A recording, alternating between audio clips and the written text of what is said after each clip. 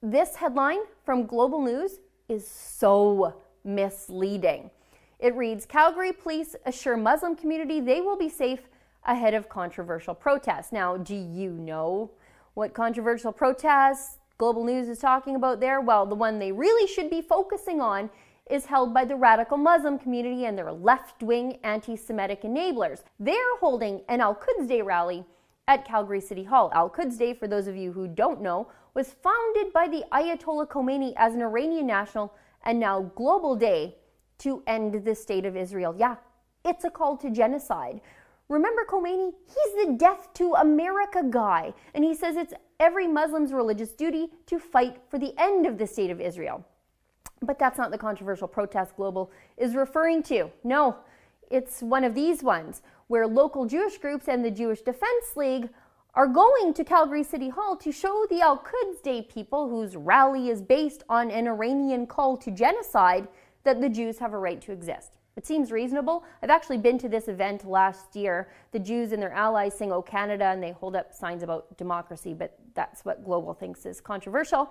And apparently the Calgary Police are worried that because of the pro-Jewish presence, the Muslim groups who are calling for genocide, well, they're going to be a little uncomfortable. This is what the Calgary Police said, and I quote, "The purpose here is this has caused angst among our Muslim community, and really, I want to assure them that we will have a presence there and they will be safe." I love cops, I do, but their bosses suck. I'm appalled at how political this policing has all become. And here's why.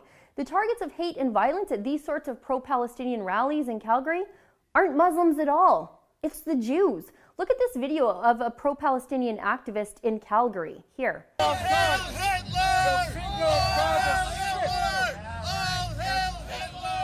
Yeah, he's shouting Nazi slogans at Jews across the faces of Calgary police officers. So yeah, Calgary police are fully aware that Jews are the targets, the victims, not the perpetrators. Now, what you saw there was gross, but it gets worse. In fact, the only violence that ever broke out at a pro-Palestinian event in Calgary was when a Jewish family was beaten and sent to the hospital when pro-Palestinian anti-Semitic lunatics crossed the street and attacked them in an act of mob violence because they were Jews. Just look at this video.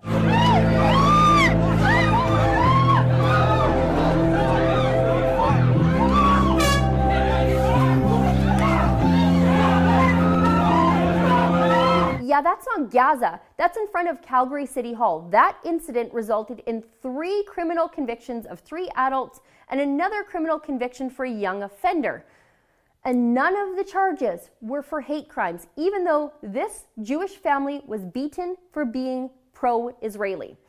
So why are the cops singling out Muslims as potential targets of violence here? Shouldn't they be assuring the Jews that they'll be safe, given they were the actual victims of violence and hate at these very rallies in the past? And given the fact that Al-Quds Day is about ridding the earth of Jews altogether? Look, I think everyone has a right to protest and rally. Calgary is not Tehran. I don't even want the hateful, genocidal Al-Quds Day events canceled. Free speech for all, even the truly awful. But the cops, or rather their bosses, in their attempt to reduce public safety to a social justice cause, well, they're blaming the victims in the media for standing up for themselves. It's gross. And imagine if you got all your news from the mainstream media, you'd never know who the real victims of hate in Calgary are. For the Rebel.media, I'm Sheila Gunn-Reid.